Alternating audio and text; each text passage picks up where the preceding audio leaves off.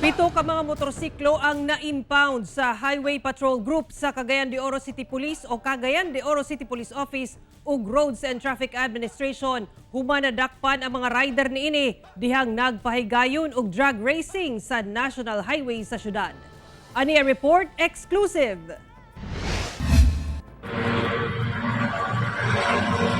Sa kuha nga video ni Dicky Boy, makita kining grupo sa motorcycle riders nga naglumba og pagpadagan sa National Highway sa Barangay Gusa, Cagayan de Oro City. Tataw gayod ang kakusog sa pagpadagan sa buong mga rider nga madungog pa ang hilabihan kasaba sa mga tambutso sa ilang motorsiklo.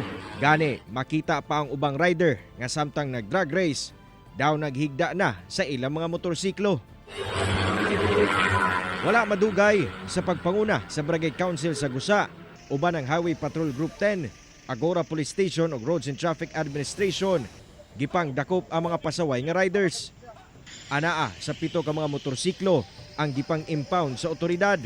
Human nga ubay-ubay ang nakitang violation gikan sa ilang motorsiklo ug sa mga driver mismo, sanglit ang uban kanila walay mga lisensya ug mga papeles sa ilang motor. Traffic violation isa for reckless driving, no? Mo ni number 1 nilang violation.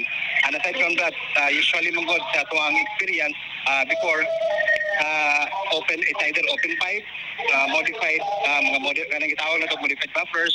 Matod sa Barangay Gusa Council, ilang gihimo ang mong operasyon batok mga illegal drug racer tungod sa mga reklamo nga ilang nadawat gikan sa mga residente tungod sa kasaba sa mga motor nga bisan 10 oras na sa gabi.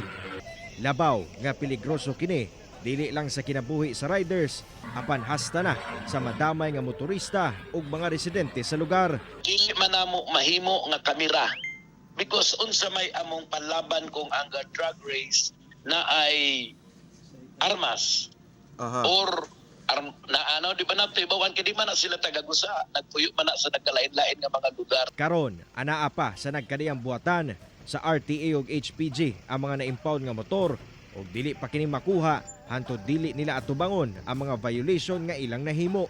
We will enforce the law, no? Do dili man ganing inana pero kabalo naman gyud mo nga ang balaod sakit. Dili man nato gusto sakripisyohon kamo. Pero inyong gabuhaton illegal man usab. Kauban si Makoy Simpron sa kamera.